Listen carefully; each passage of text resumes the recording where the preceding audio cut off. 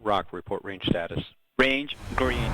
T-minus 5, 4, 3, 2, 1. Go for main engine start. 0 and liftoff. These are not the best of conditions. But for these knights of the highways, hauling a multi-million-dollar spacecraft more than 800 miles is all in a day's work.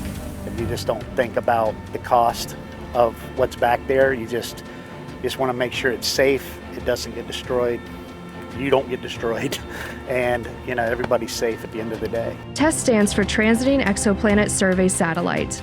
It's designed to spend 2 years searching for exoplanets. The 16-hour road trip from Virginia to Florida wasn't easy, and protecting this one-of-a-kind spacecraft during its move was vital. The case gets used for a number of missions. It's mounted on some shock-absorbing bumpers so that we don't see a lot of the road noise getting into the spacecraft while we transit. We don't want any humidity inside. We don't want the temperature to change. So we have an air conditioning system as well. So we're just trying to keep it environmentally stable on the trip. And then we have very sensitive science instruments.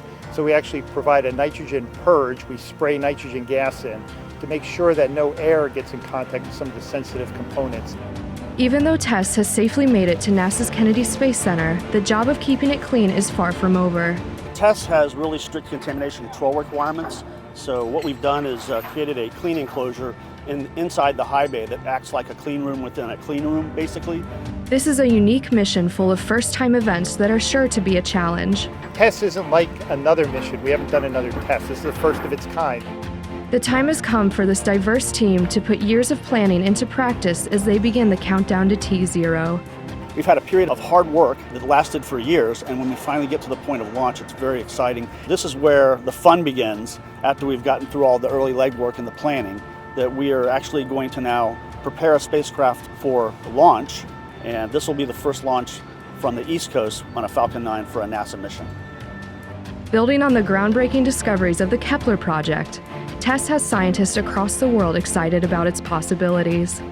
TESS is probably one of the most interesting spacecrafts that I've ever worked on in my career because of the science it's bringing back down to Earth. It's taking science fiction to science fact.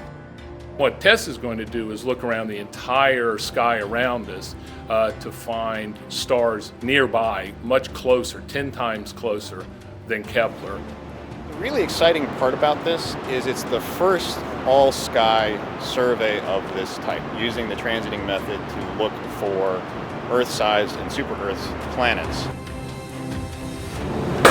I think the real interest by the public in exoplanets is that everyone has a dream that there's an Earth analog out there, another planet that has the ability to have an atmosphere and water and sustain life on it. That, of course, is the ultimate sort of goal of exoplanet science. As the science community eagerly awaits launch, the countdown to T0 is now underway.